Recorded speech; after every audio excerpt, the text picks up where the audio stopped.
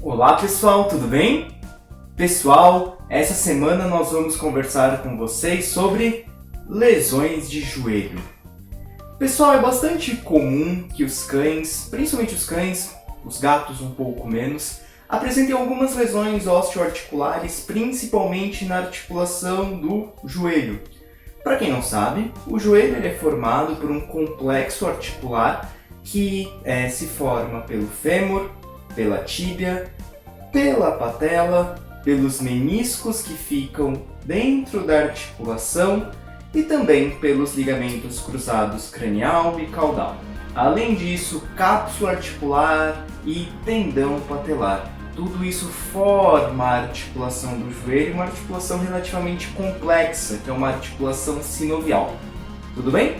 Bom, uma articulação sinovial, portanto, produz aquele líquido transparente, que é um ultrafiltrado sanguíneo, que é o líquido sinovial. Pessoal, é bastante comum que os pacientes, independente do porte, eles tenham hábitos de subir e descer dos móveis. Esses hábitos eles não são hábitos tão saudáveis, uma vez que a ruptura de ligamento cruzado cranial, que hoje em dia tem sido também caracterizada como a insuficiência do ligamento cruzado cranial, acaba sendo uma doença que cursa com a degeneração do ligamento e, a partir dessa degeneração, a ruptura desse ligamento. É importante que a gente lembre que o ligamento cruzado cranial ele tem duas bandas, uma banda mais à frente e uma banda mais atrás. Nós chamamos de porção cranial do ligamento cruzado cranial e porção caudal do ligamento cruzado cranial.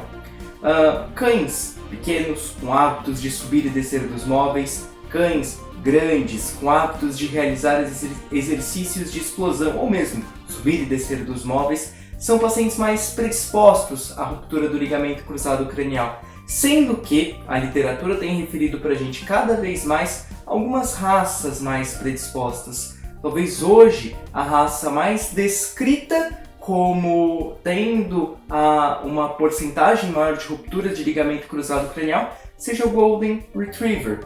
Algumas pessoas fazem algumas associações com castração precoce e tudo mais. Por isso que é tão importante a gente aprofundar nessas questões relacionadas à parte hormonal e à parte do crescimento desse paciente, principalmente por alteração em uma porção que nós chamamos de platô tibial. Tudo bem? Mas enfim, a ruptura do ligamento cruzado cranial é uma afecção bastante comum no cão, menos comum no gato, pode acometer cães de todos os portes. As técnicas cirúrgicas variam bastante, não só em relação ao porte, mas sim em relação ao que acarretou aquela ruptura do ligamento cruzado cranial. Existem técnicas hoje que se utilizam de osteotomias, por exemplo, a TPLO, por exemplo, a TTA, por exemplo, a CTWO, e técnicas que, em alguns pacientes com ângulos de platô tibial um pouco maiores, podem ser necessárias, como a CBLO. Em geral, seu médico veterinário vai solicitar um raio-x. A partir desse raio-x, ele vai solicitar um raio-x numa posição em 90 graus para que ele possa fazer uma programação cirúrgica do paciente. A partir dessa programação, ele vai poder te dizer qual a melhor técnica para aquele paciente, principalmente relacionado às técnicas de osteotomia. Não são só técnicas de osteotomia que são utilizadas, mas ainda em cães pequenos se utilizam muito técnicas de correção da ruptura do ligamento cruzado cranial com um fio. Nós chamamos de uma sutura, que é uma sutura fabelo-tibial, e a gente fala que são pontos específicos que essa sutura deve utilizar para uma maior estabilização. Então a técnica acaba ficando conhecida como sutura fabelo-tibial com pontos isométricos. A fabela fica nessa região, que é o sesamoide do fêmur, e geralmente a perfuração é feita nessa região, bem mais na região proximal e cranial à tíbia. Então, quanto mais proximal e mais cranial, geralmente você consegue abranger alguns pontos isométricos nessa região, tá certo? Então é muito importante que, se você tem um cão ou se você tem um gato que passou a claudicar de maneira um pouco mais aguda, ou que lá atrás teve um histórico de ter claudicado e agora voltou a claudicar daquele mesmo membro, mas agora está com impotência funcional, não apoia adequadamente e muitas vezes apoia o membro em pinça, é bastante importante que você leve ao seu médico veterinário, porque isso pode indicar, entre outras coisas, uma possível ruptura de ligamento cruzado cranial.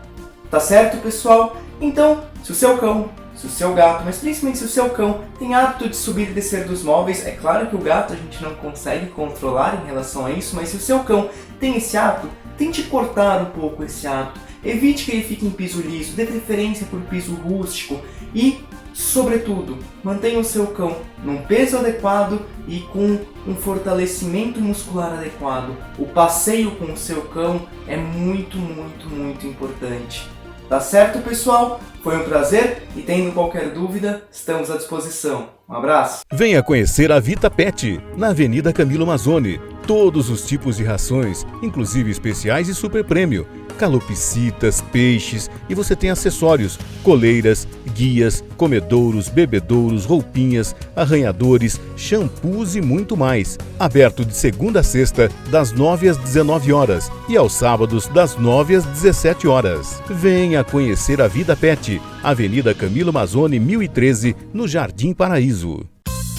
Espaço Homem, elegância no dia a dia e em ocasiões especiais ou super especiais. A roupa do noivo, a roupa do padrinho, a roupa do pajem, a formatura. Variedade de camisas, gravatas, ternos, sapatos. Botucatu tem a loja do Homem Elegante.